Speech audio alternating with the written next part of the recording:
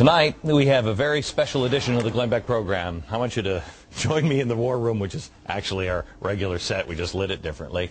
But we're going to play out some of the worst-case scenarios with some of the greatest minds around, asking ourselves one simple question. What if? Everybody always says, gee, you know, we got to bail out these banks because it'll be really bad if we don't.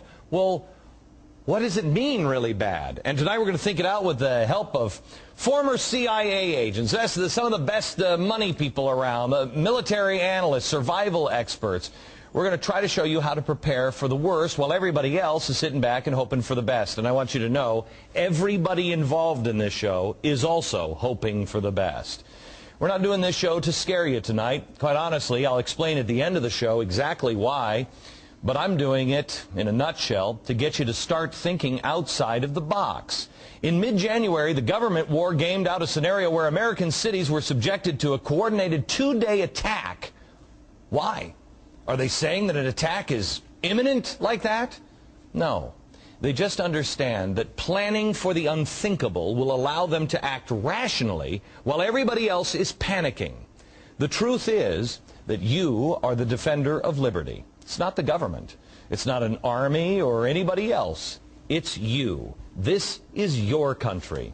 So ask yourself, what kind of sentry do you want to be as you stand there at the gate? What kind of sentry do you want to post at the gate? Which one would be the right one? Somebody who refuses to consider how our country may come apart at the seams, or somebody who gets freaked out at the first sign of trouble, or somebody who has just lived by the words from former Arkansas Senator William Fulbright. He said, quote, "We must dare to think about the unthinkable things, because when things become unthinkable, thinking stops and action becomes mindless." We're making decisions right now, and I don't think we're really thinking them through. Let that not happen to us. Let's make the unthinkable thinkable for 60 minutes.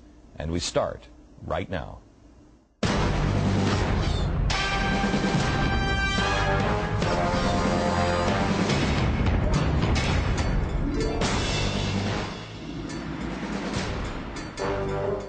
All right. I mean, the spooky music was enough. All right. I want to stress that we are not predicting these things are going to happen. We are asking you, what do you do if they happen? Can they be prevented? Let's look at our first scenario. It's the financial meltdown. The year is 2014. All the U.S. banks have been nationalized. Unemployment is about between 12 and 20%. Dow is trading at 2,800. The real estate market has collapsed. Government and unions control most of the business, and America's credit rating has been downgraded. That's the first scenario. Joining me now is we have Stephen Moore. He is a senior economic writer for the Wall Street Journal, and Gerald Celente. He's the founder of Trends Research Institute.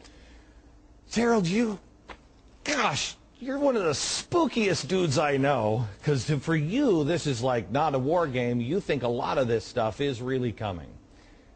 We're writing the history of the future. Okay. What is life like, under that scenario, what is life like in 2014 for America? New York City looks like Mexico City. If you have money, or they think you're going to have money, you're going to be a target for a kidnapping. We're going to see major cities look like Calcutta.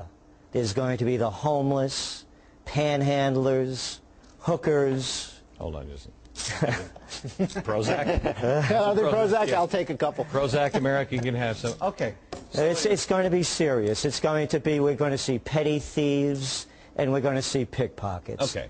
But what does, for instance, and Stephen, tell me about first before we go to if we go back. Give me the economic. What does the economic picture look like? What has happened to us? Well, we allowed government to run away with itself. We became consumed by debt, runaway government spending, a credit rating that's just been crushed by the overwhelming amount of debt and taxation.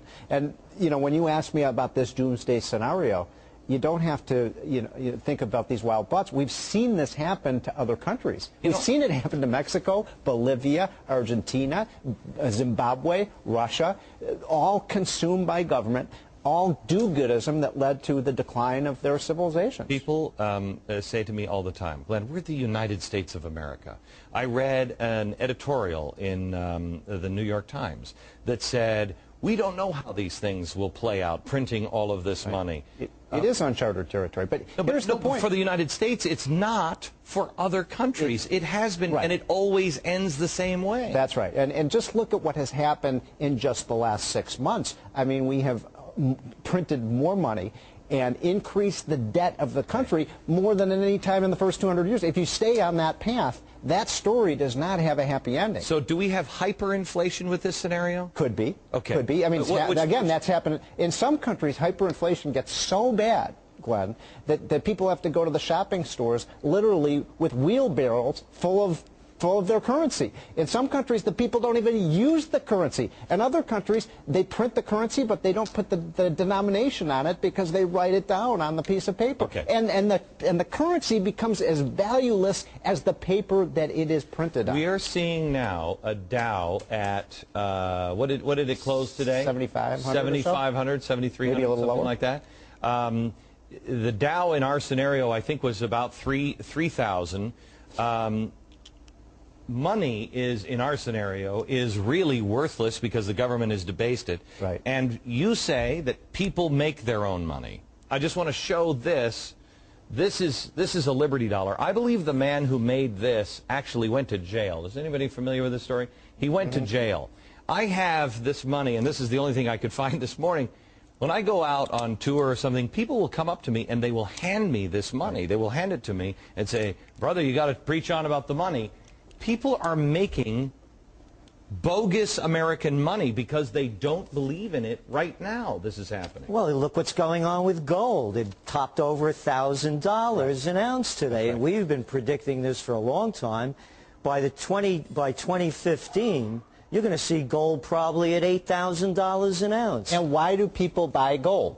Because they don't think this is worth anything. It's not worth the paper it's printed on. Right, they don't think it's worth anything. I mean, the New York Times could, they could elaborate about how you could print up cheap money and not for it to mean anything. I would say the New York Times doesn't know what they're talking about. Right. You can't print cheap money based on nothing. Okay. So you have people printing up their own money. It's a barter system. That's right. At this point, people right? they don't even use currency anymore. You know, you trade your good and service for plumber trades for a carton of milk. What is worth something? I mean, not everybody can go out and. Well, gold is. These coins. Is this coin made of silver? Yeah. Well, then it has value. Silver has value. Gold has value. There are times when coins have become, as you know, when coins have become so debased in terms of their value, people melt them down because the copper or the silver in the coin. You have a big bag of pennies. That's why we don't put copper in pennies anymore, because the copper was worth more than the penny is worth. You're smiling. What do you think is? Well, I'm right on the same page with what Stephen is saying. I mean, this isn't.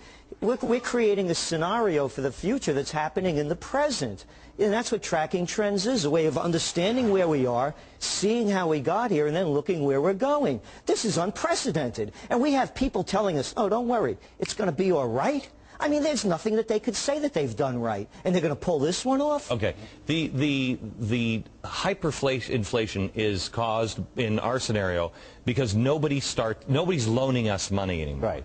And so when they don't loan us money anymore, when China finally says no, then we just have to print that money to cover our debts. In this scenario, Social Security doesn't live. There's no government. I mean, I love, by the way, anymore. I love people say, oh, well, at least Social Security's safe. Right. Folks, Social Security is not safe. Nothing. I mean, how can the government pay benefits? They may pay you benefits, but the dollars they pay you aren't going to be worth anything. So let me go to another topic.